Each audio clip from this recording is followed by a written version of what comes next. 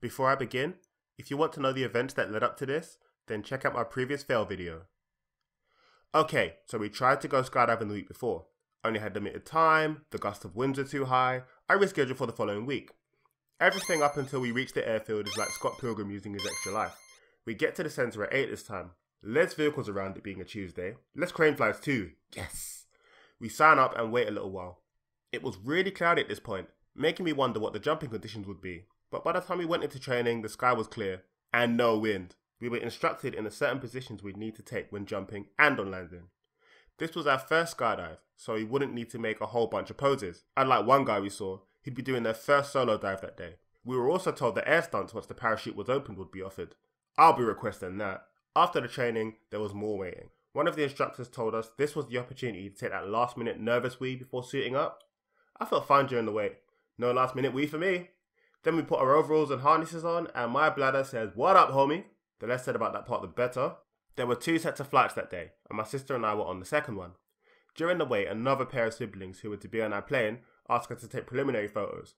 They then reciprocated for us, and we shared our excitement and apprehension regarding our upcoming adventure. The 5 of us on the plane would be my sister and I, this other pair of siblings, also a brother and sister, and another girl who was diving alone, and a lot quieter.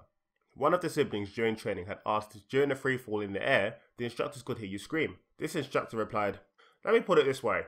I've done over 6,000 dives, and I can count the amount of people I've heard scream on one hand." Whoa. After seeing the first group of people jump out of the plane, and the plane landing, obviously, it was our turn.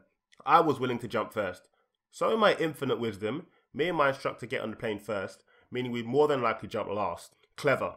On everyone gets with their respective instructors, as well as a camera woman and a photographer. We connect ourselves to said instructors. How many times in this video have I already said instructors? And on goes the engine. The plane does the drive around the runway thing that happens at airports. My instructor asks me how I'm feeling. I reply, "I'm alright at the minute, but once that door opens, I'll be bricking it." I look at my sister. She starts giggling with nerves and excitement. I reciprocate. And take off. The plane leaves the ground. My stomach does that drop feeling that I love so much about roller coasters as the plane turns. We ascend. Still ascending. And descending still. I asked my instructor how this became his job. His reply was that it was a hobby that he was able to make a career out of. Before this job, he was a driving instructor. Skydiving was a lot less dangerous.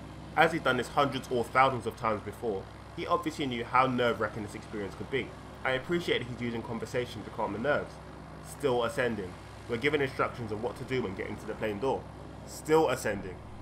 The door opens. It isn't nearly as windy as I thought it would be. The sister of the other siblings goes first.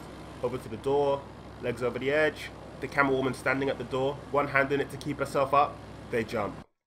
They just jumped out the plane. Like it was nothing. I know it wasn't a big deal to the instructors, but still. The brother goes next. Over to the door and gone. Next up is the quieter girl and her photographer. The photographer does the same thing as the camera woman. I'm just thinking, okay, as my nerves go up. Next up is my sister. Over to the edge, thumbs under her chest harness as she looks up. Gone. Can I take this moment to mention that I heard 0 screams as they jumped. Not even the start of one as they left the plane. Now it's just me and my instructor on the plane. I lift myself up, using the instructor as support as instructed. We shuffle over to the open door. I curl my legs beneath the plane to prevent them from being blown sideways. My thumbs under my chest harness. I look up and barely see the roof of the plane contrasting an endless blue sky. Then we fall forwards. I let out the start of a scream as I feel my stomach go up, but this lasts for only half a second. I don't feel like screaming. In fact, it doesn't even feel like I'm falling. I let out a scream for the sake of it. Not only can I not hear myself, but I didn't feel like screaming. I get a tap on the arm indicating I can stretch my arms ahead. I do so as I begin laughing. I look down. All I see are thin clouds rushing past my face in front of tiny fields in the distance. This is amazing. I'm laughing still. I give a big smile and a thumbs up when I'm asked if I'm okay. I know it's cheated to say it, but I feel like I'm flying. Indoor skydiving couldn't cover the feeling that being outside in the air does. Physically, yes, but emotionally and psychologically, no way. I feel something go up as we descend, followed by a massive tug on my body. The harness suddenly tightened around my certain area, really tight. Now I want to scream. The chute's out. Our bodies are upright now. It's a lot quieter now that we're falling at a slower speed. After adjusting my area by getting the harness loosened, I take the time out to look at the beautiful horizon and fields for miles. I request stunts. We spin around in midair for a few seconds. I spread my arms to feel the wind as we move. After a bit, my instructor points over to a dot with an open chute, my sister. I ask, do you think they could see me if I wave? The reply is, probably not. As we get closer to the ground, I undergo some practice in lifting my legs in front of me so as to prepare for landing. This would be easy for some folk I know, but for me, gravity's effects mixed more than likely with my nerves made this difficult. I was just about able to pull it off. As we get closer to the ground, I ask about what towns I can see in between the large patches of green. I get this info and we close in even more. The airfield is close. I'm asked to put my legs up. About 2 seconds before we touch the ground, I'm told to straighten my legs. Keep reaction time in mind, people. Boom. We land on our feet. Gangster. I go over to my sister and we have a we just jumped out of a plane embrace. Go back inside, get our diving certificates, remove our overalls and harnesses. Freedom once more for my certain area. I ask the other siblings if they do that again. The sister says yes. For my sister, possibly. As for me, I definitely want to do another skydive. P.S.